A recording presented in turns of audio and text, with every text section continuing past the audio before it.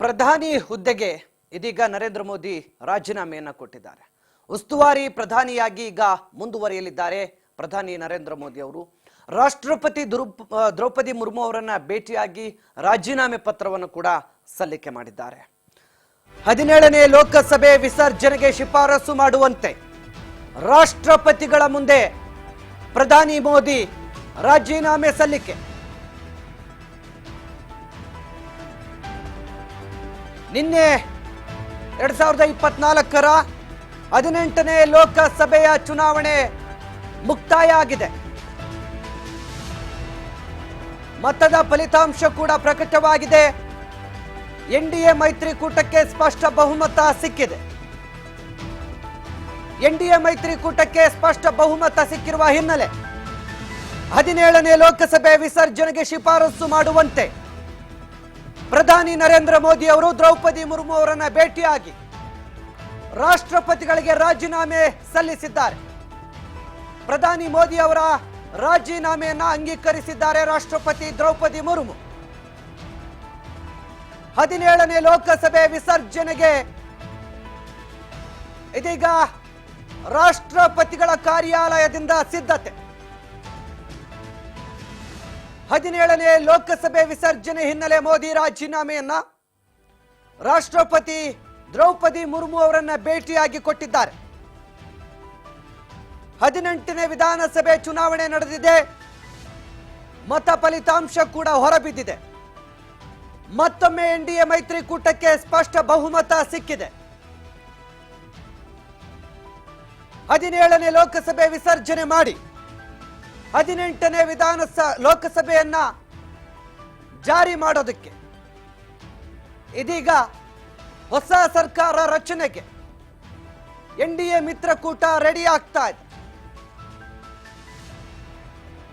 ಪ್ರಧಾನಿ ಮೋದಿ ಅವರು ದ್ರೌಪದಿ ಮುರ್ಮು ಅವರಿಗೆ ಭೇಟಿ ಮಾಡಿ ತಮ್ಮ ರಾಜೀನಾಮೆ ಪತ್ರವನ್ನು ಸಲ್ಲಿಕೆ ಮಾಡಿದ್ದಾರೆ.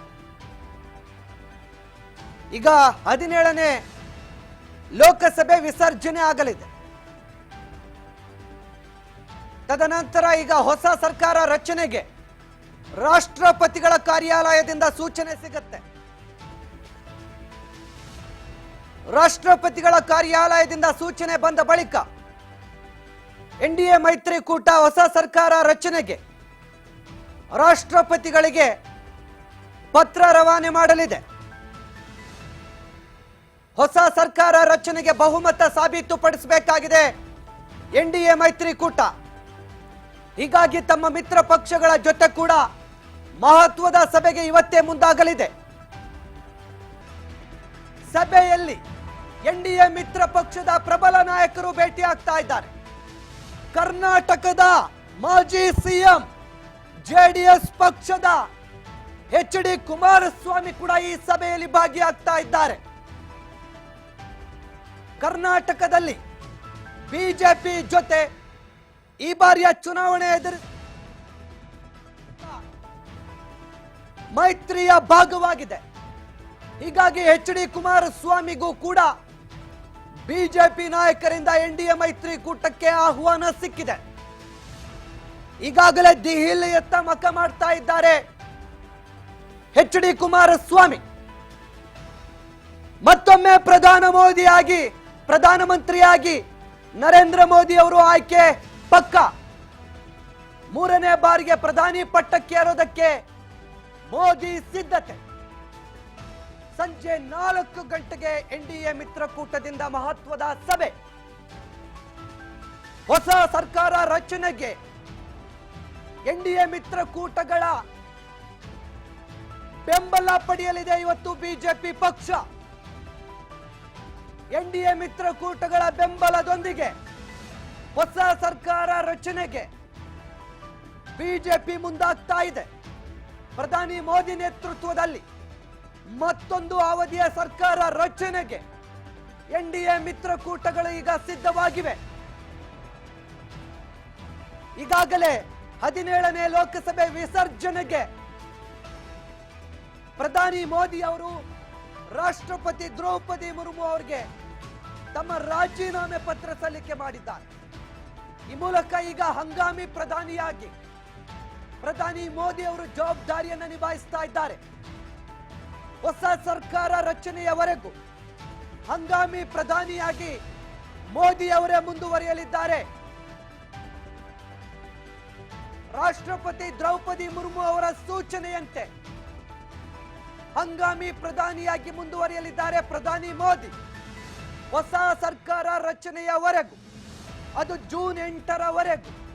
ಜೂನ್ 8ರಂದು ಕೇಂದ್ರದ ನೂತನ ಸರ್ಕಾರ ರಚನೆಯಾಗುತ್ತೆ. ಭಾರತ ಸರ್ಕಾರದ 18ನೇ ಲೋಕಸಭೆ ಹೊಸದಾಗಿ ಸ್ಥಾಪನೆ ಆಗುತ್ತೆ.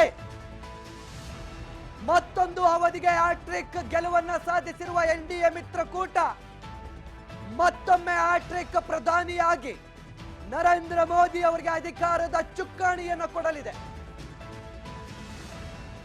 ಸಭೆಯಲ್ಲಿ ಎನ್ಡಿಎ ಮೈತ್ರಿಕೂಟದ ಪ್ರಮುಖರು ಭಾಗಿಯಾಗುವ ಮೂಲಕ ತಮ್ಮ ಬೆಂಬಲವನ್ನು ಅಧಿಕೃತವಾಗಿ ಬಿಜೆಪಿಗೆ ಸೂಚನೆ ಕೊಡಲಿದ್ದಾರೆ. ಇಂದು ಸಂಜೆ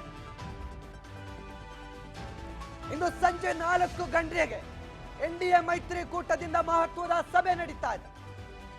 ಈ ಸಭೆಯಲ್ಲಿ ಕರ್ನಾಟಕದ ಮಾಜಿ ಸಿಎಂ, ಜೆಡಿಎಸ್ ಪಕ್ಷದ ನಾಯಕ ಎಚ್.ಡಿ. ಕುಮಾರಸ್ವಾಮಿ ಕೂಡ ಭಾಗಿಯಾಗ್ತಾ ಇದ್ದಾರೆ. ಜೆಡಿಯು ಪಕ್ಷದ ನಾಯಕ ನಿತೀಶ್ ಕುಮಾರ್ ಅವರು ಕೂಡ ಈ ಸಭೆಯಲ್ಲಿ ಭಾಗಿಯಾಗ್ತಾ ಇದ್ದಾರೆ. ಅಂಡ್ ಟಿಡಿಪಿ ಪಕ್ಷದ ಮುಖ್ಯಸ್ಥ ಚಂದ್ರಬಾಬು ನಾಯ್ಡು ಕೂಡ ಈ ಸಭೆಯಲ್ಲಿ ಭಾಗಿಯಾಗ್ತಾ ಇದ್ದಾರೆ. ಈ ಮೂಲಕ ಎನ್ಡಿಎ ಮಿತ್ರಕೂಟದಲ್ಲಿ ಎಲ್ಲರೂ ಕೂಡ ಬಿಜೆಪಿ ಸರ್ಕಾರ ರಚನೆ ಮಾಡೋದಕ್ಕೆ ಸಹಕಾರವನ್ನು ಸೂಚಿಸುವ ಎಲ್ಲ ಮುನ್ಸೂಚನೆ ಕಾಣ್ತಾ ಇದೆ. ಇಂದು ಸಂಜೆಯೇ ಎನ್ಡಿಎ ಮಿತ್ರಕೂಟದ ಪ್ರಮುಖ ನಾಯಕರೆಲ್ಲರೂ ಕೂಡ ಸೇರಿ ಮಹತ್ವದ ಸುದ್ದಿಗೋಷ್ಠಿಯನ್ನ ನಡೆಸಿ ಅದೇ ಸಭೆಯಲ್ಲಿ ಎನ್ಡಿಎ ಪಕ್ಷದ ಬೆಂಬಲಕ್ಕೆ ಅಧಿಕೃತ ಸೂಚನೆಯನ್ನ ಟಿಡಿಪಿ ಹಾಗೂ ಜೆಡಿಯು ನಾಯಕರು ಘೋಷಣೆ ಮಾಡಲಿದ್ದಾರೆ. ಇದು ಬಲ್ಲ ಮೂಲಗಳಿಂದ ರಾಜ್ ನ್ಯೂಸ್ಗೆ ಲಭ್ಯವಾಗಿದೆ. ಜೆಡಿಯು ಮೂಲಗಳು ಹಾಗೂ ಟಿಡಿಪಿ ಮೂಲಗಳು ಹಾಗೂ ಜೆಡಿಎಸ್ ಮೂಲಗಳು ಹೇಳ್ತಾ ಇವೆ, ಇಂದು ಸಂಜೆ 4 ಗಂಟೆಗೆ ಎನ್ಡಿಎ ಮಿತ್ರಕೂಟದಲ್ಲಿರುವಂತಹ ಎಲ್ಲ ಪ್ರಮುಖ ಪಕ್ಷಗಳು ಕೂಡ ಬಿಜೆಪಿ ಸರ್ಕಾರ ರಚನೆಗೆ ಬೆಂಬಲ ಸೂಚನೆಗೆ ಅಧಿಕೃತ ಘೋಷಣೆ ಇಂದು ಸಂಜೆ ಮಾಡುವ ಎಲ್ಲ ಸಾಧ್ಯತೆಗಳು ಕೂಡ ದಟ್ಟವಾಗಿದೆ. ಇಂಥದ್ದೊಂದು ಸುದ್ದಿ ಇದೀಗ ಜೆಡಿಯು ಮೂಲಗಳು ಹಾಗೂ ಟಿಡಿಪಿ ಮೂಲಗಳು ಹಾಗೂ ಜೆಡಿಎಸ್ ಮೂಲಗಳಿಂದ ರಾಜ್ ನ್ಯೂಸ್ಗೆ ಲಭ್ಯವಾಗಿದೆ.